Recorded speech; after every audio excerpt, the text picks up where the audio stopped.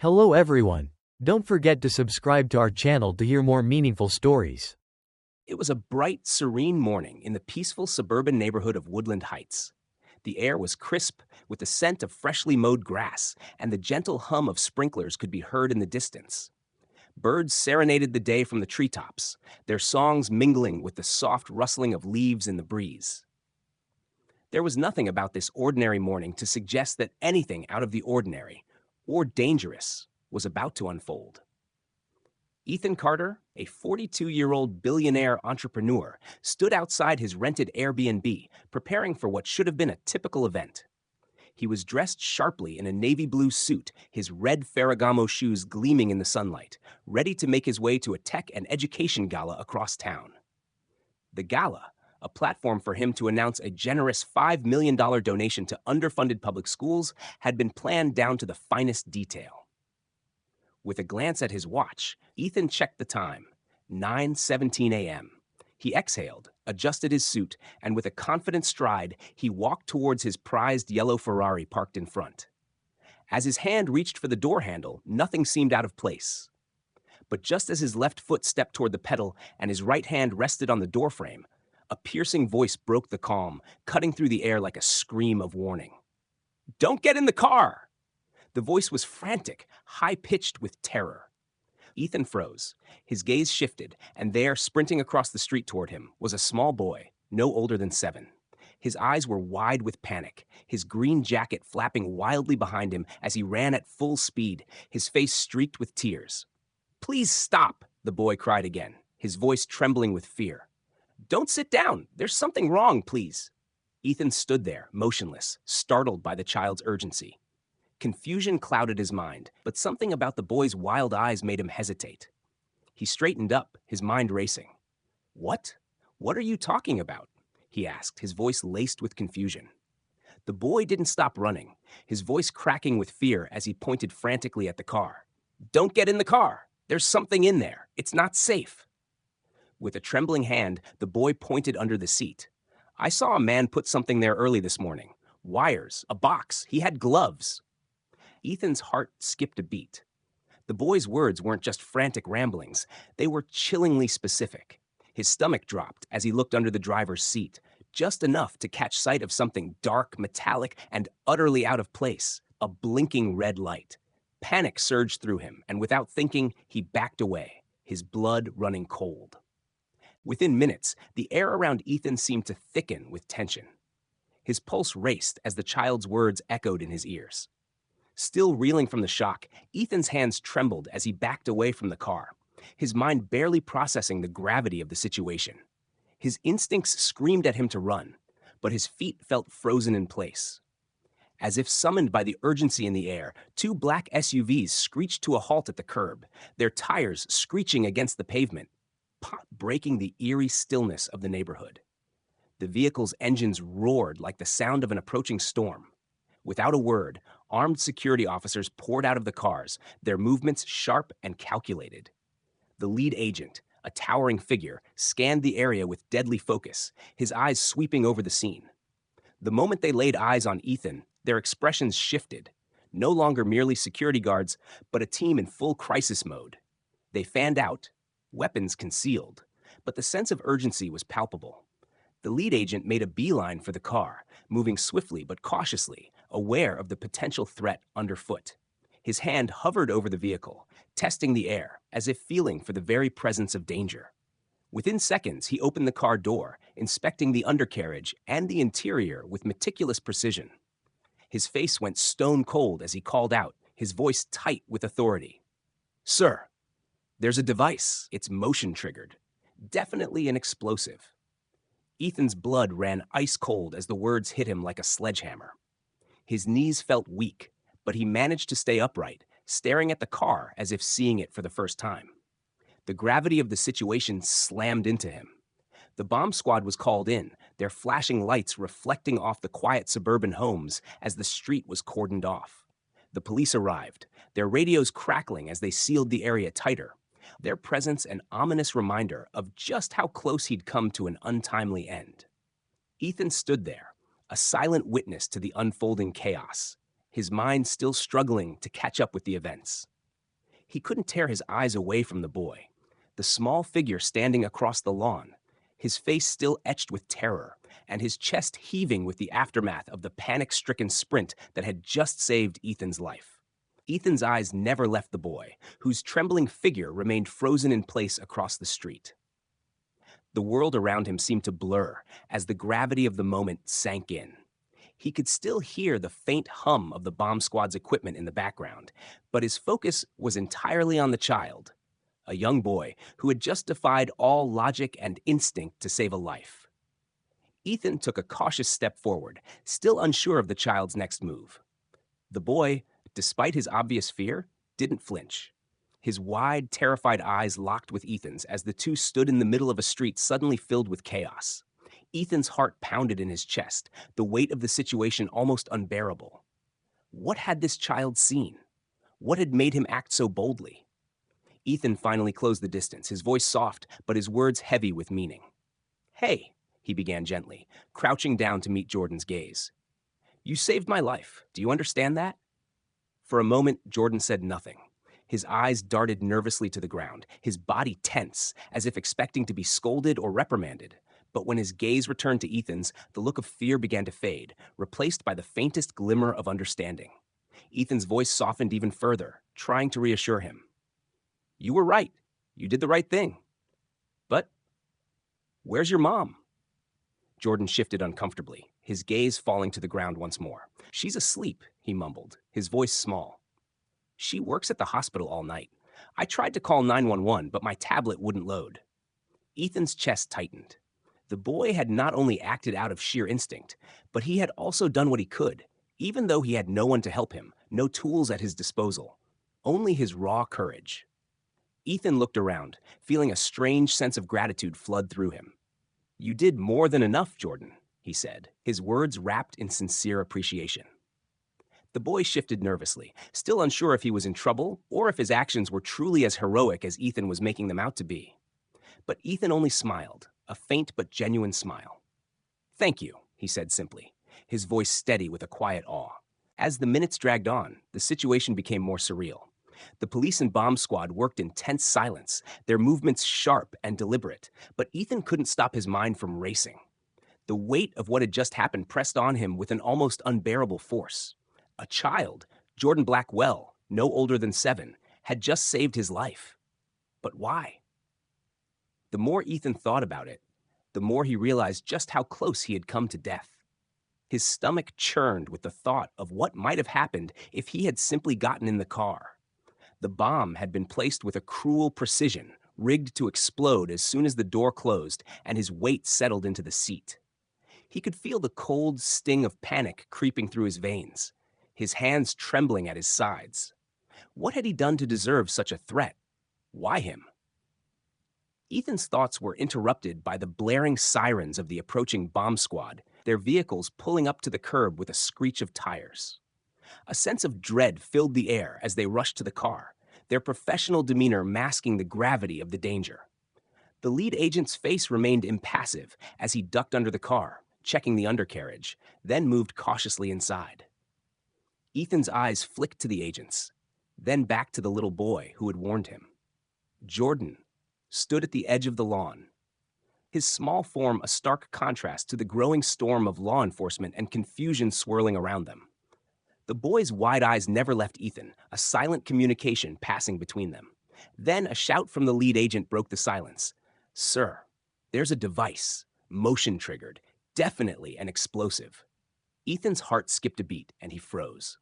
The words felt like a blow to the chest. He stepped back, feeling the world tilt beneath him as his body went cold with realization. The device wasn't just a random object.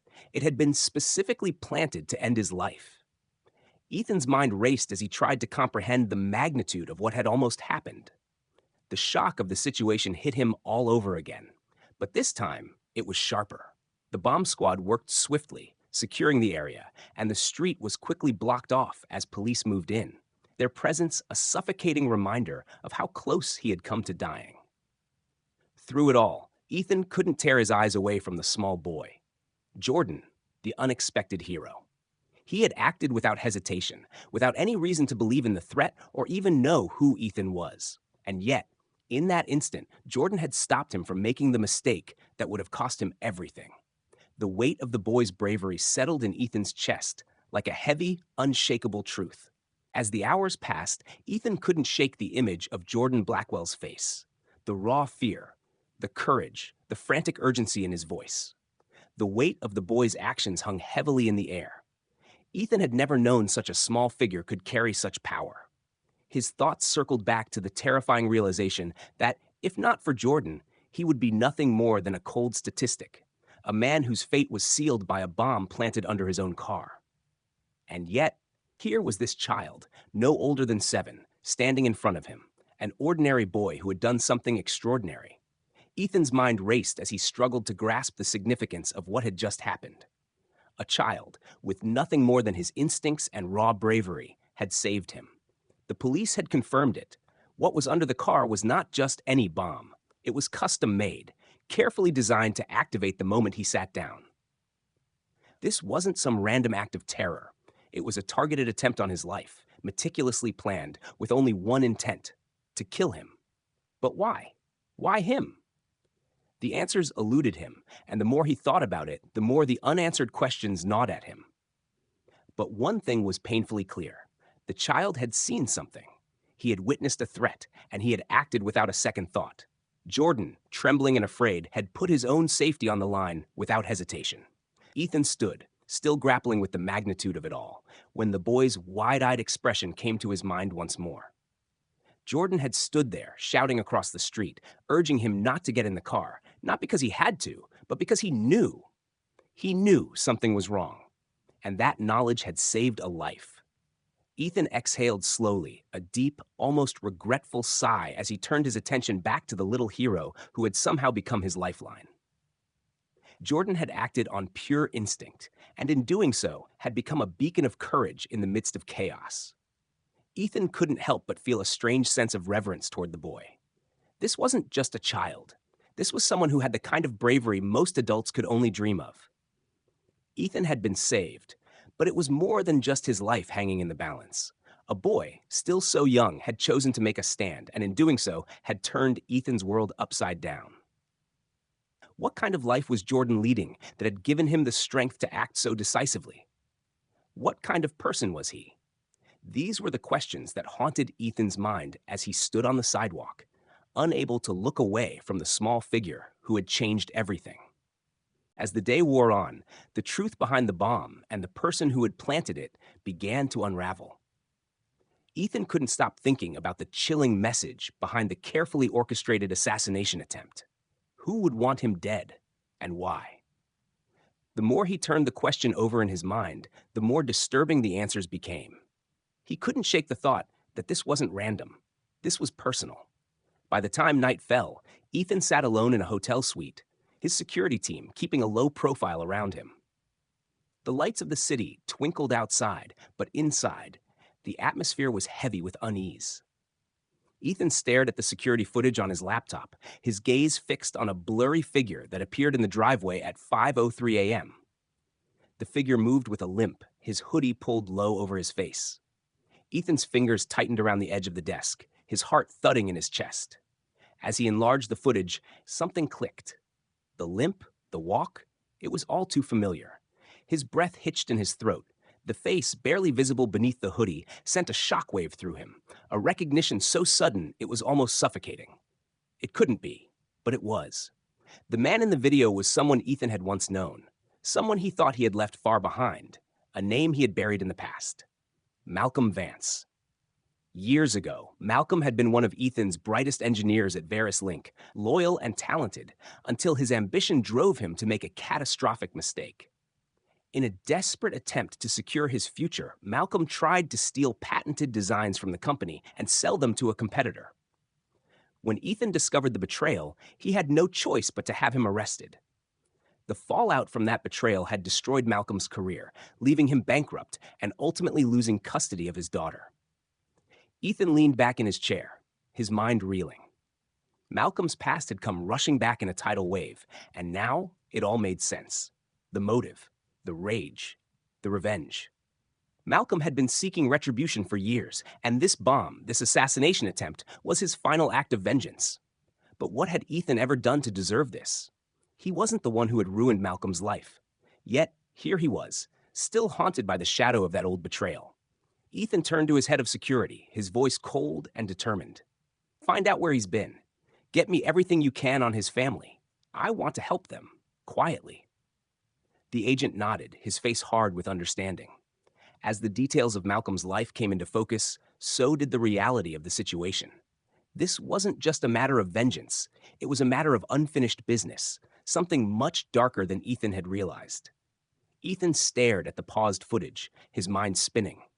There was more to this than he had first imagined. And as the pieces began to fall into place, Ethan couldn't shake the thought.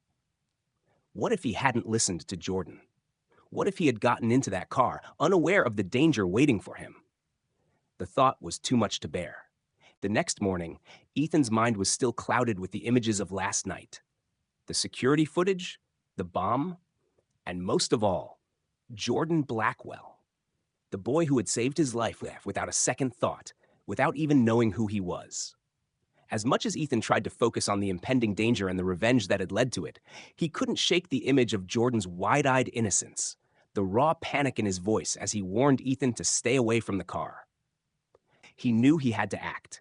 He couldn't let this hero, this child who had risked everything, go unnoticed. With a deep breath, he made up his mind. He would find Jordan's family. He would help them.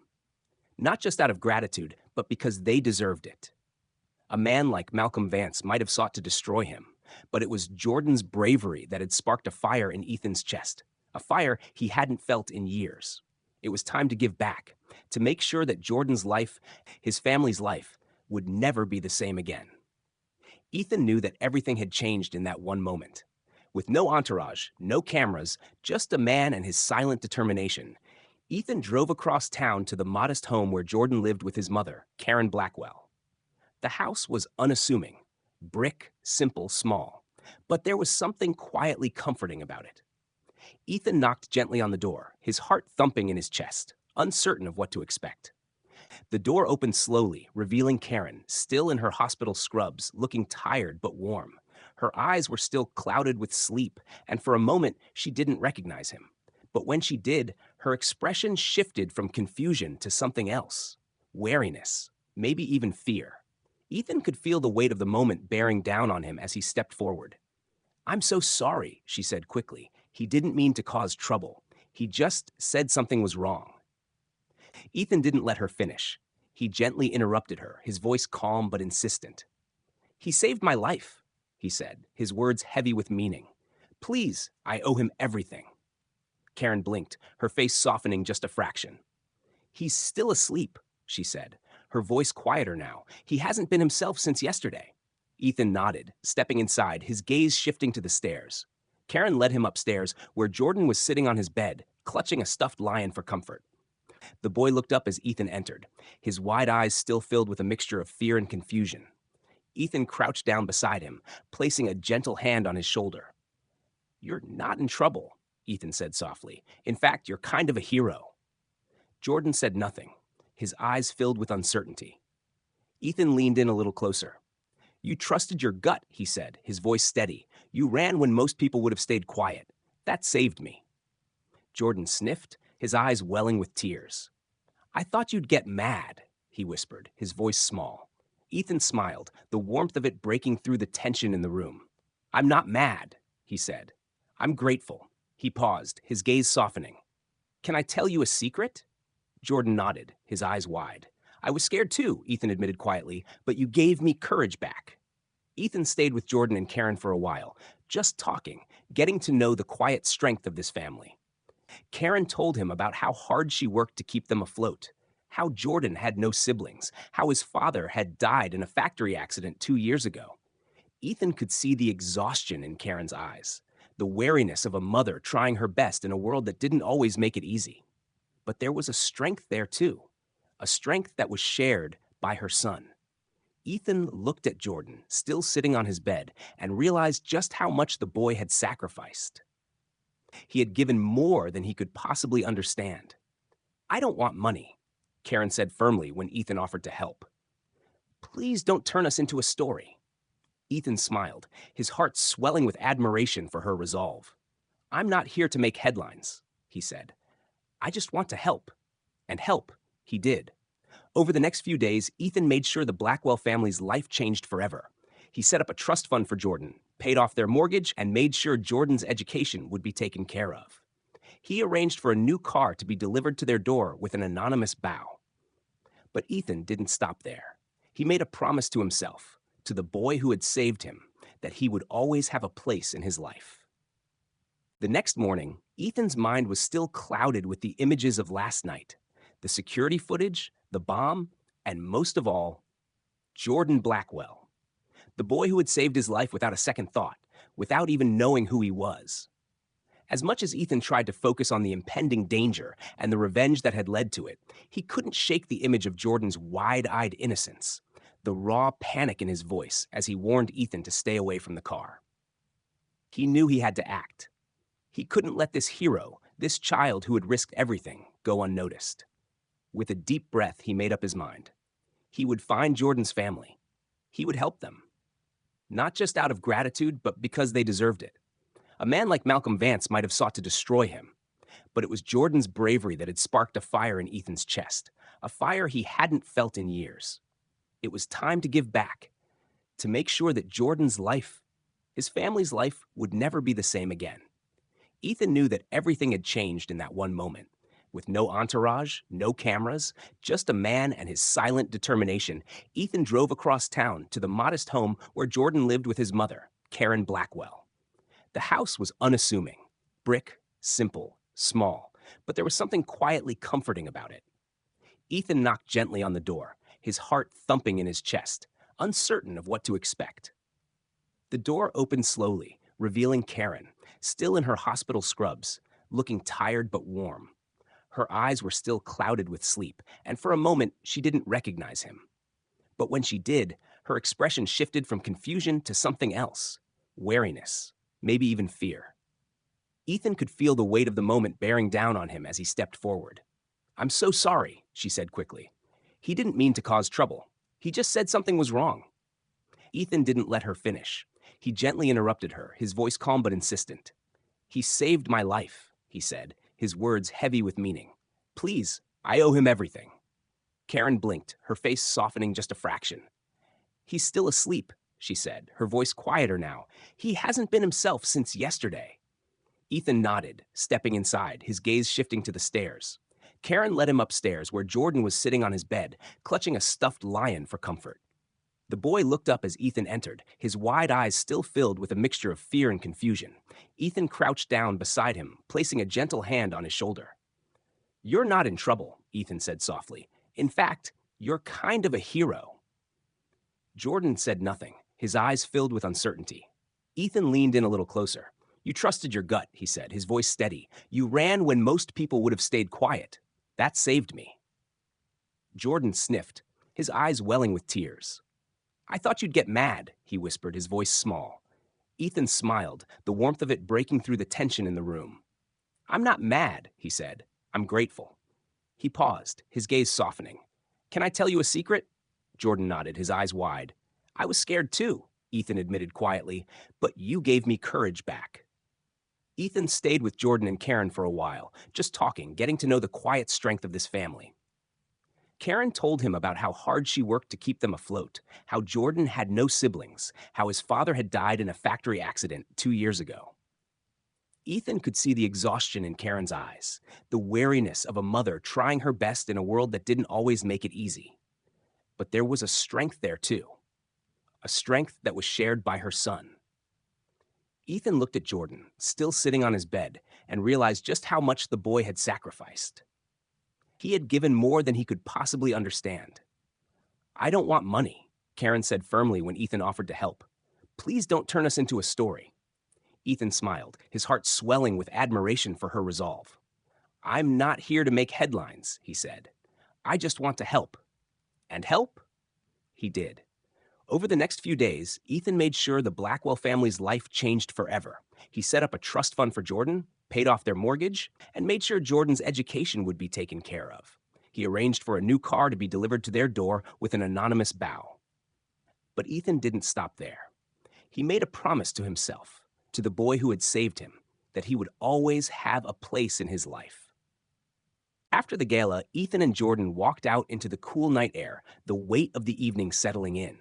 The night was quiet now, the streets bathed in soft streetlight, the hum of the city just beginning to die down. For once, Ethan didn't feel the rush of business meetings or the weight of a billion-dollar empire. Instead, he felt something simpler, something more profound, a connection. As they stepped outside, Jordan's eyes were wide with wonder, his small face lit by the street lamps, his nervous energy palpable. Ethan, with a smile that seemed both genuine and relieved, glanced down at the boy beside him. "You ever ridden in a limo before?" he asked, his voice light. Jordan looked up at him, his expression unsure, as if trying to picture what that might be like. "Nope," he replied, a grin beginning to spread across his face. Ethan chuckled and motioned toward the black limousine waiting at the curb. "Well, let's fix that," he said, opening the door and gesturing for Jordan to climb in. Jordan hesitated for just a moment before he stepped forward, his excitement finally breaking through. As the door closed behind them, the quiet of the night seemed to amplify the hum of the limo's engine, a gentle reminder of how different this night had been for both of them. They settled into the plush interior, the city lights flashing by in a blur of gold and silver. For Jordan, this was a world he had never imagined, a world of luxury and privilege, one he had only seen on TV, but now it was his reality, if only for a moment. As they drove through the streets, Ethan glanced at the boy beside him, his thoughts drifting back to the last few weeks. In the span of just a few days, everything had changed. Jordan's life had changed. Ethan's life had changed. They were no longer just a stranger and a child. They were connected in ways that neither of them could fully understand. "You know," Ethan began, breaking the silence, "sometimes the person who saves your life is the one who had every reason to walk away, but didn't." Jordan looked at him, his wide eyes reflecting the flashing lights outside. "And that," Ethan continued, his voice growing quieter, "is what makes a hero." They sat in companionable silence for a moment, the limo gliding through the city, both of them wrapped in their own thoughts. For Jordan, it was the surreal realization that the man he had saved was now sitting beside him in a limo, a moment he would never forget. For Ethan, it was the quiet understanding that sometimes the greatest gift in life wasn't wealth or fame. It was the ability to act with courage, to be willing to help when it mattered the most. As the limo rolled through the streets, past the tall buildings and busy intersections, Ethan couldn't help but smile. The world was full of chaos, of people driven by greed and ambition. But there, beside him, was proof that something as simple as a child's courage could still change everything. This moment, this connection, would stay with him forever. And as they pulled into the quiet of Jordan's neighborhood, the limo's engine slowing to a gentle stop, Ethan knew that this wasn't just the end of a night. It was the beginning of something far more meaningful than he could ever have imagined. As the limo came to a stop in front of Jordan's modest home, the night felt different, softer, more profound. The streets were quiet, the world around them still, and for the first time in a long while, Ethan felt a sense of peace settle in his chest. The door opened with a soft click, and as they stepped out into the cool air, the contrast between the luxurious car and the unassuming neighborhood was stark. Ethan glanced down at Jordan, who looked up at him with a mixture of awe and disbelief, as if he were still processing everything that had happened in the past few hours. They walked together toward the front door, the weight of the evening not lost on either of them. Jordan's small hand clutched his stuffed lion tightly, the familiar comfort of the toy grounding him after a whirlwind of emotions. Ethan paused on the porch for a moment, looking at the simple home that Jordan shared with his mother, Karen Blackwell. There was nothing glamorous or extravagant about it, yet to Ethan, it felt like the most important place in the world right now. "You know," Ethan said softly, breaking the silence, "sometimes the person who saves your life is the one who has every reason to walk away, but doesn't." Jordan looked up at him, the glow from the porch light reflecting off his wide eyes. "You didn't walk away," Jordan said quietly, his voice barely above a whisper. "Neither did you. Ethan replied, his voice filled with something deep, something beyond just gratitude. You did something most adults wouldn't even dare to do. There was a long pause as they stood there together, a quiet understanding passing between them, a bond formed not by blood or circumstance, but by fate and courage. Finally, Ethan turned to Jordan, placing a hand on his shoulder. "Thank you," he said, his voice thick with emotion, "for everything." Jordan gave him a shy, almost bashful smile, his innocence still so evident in the way he carried himself. "I was just doing what I thought was right," Jordan murmured. Ethan nodded, looking at the boy as if he were seeing him for the first time. "And that's what makes you a hero," he said, his voice firm. "You knew what was right, and you didn't hesitate to act." The words hung in the air, and for a moment, neither of them spoke. There was nothing left to say. They were two souls connected, not by circumstance, but by an act of pure courage. Ethan reached into his pocket and pulled out a small envelope, handing it to Jordan. "For you," he said simply. "Just a small token." Jordan opened it slowly, his eyes lighting up as he saw the scholarship certificate tucked inside, an academic future waiting for him, free from the burdens his mother had carried. Ethan watched him carefully, a faint smile on his lips. "The future is yours, Jordan," he said softly. "Now go and make it yours." Jordan nodded, his grip on the envelope tightening. "Thank you," he whispered. Ethan smiled again, his heart full. As he turned to leave, he paused, glancing back at the house where Jordan stood, holding the key to a new life in his hands.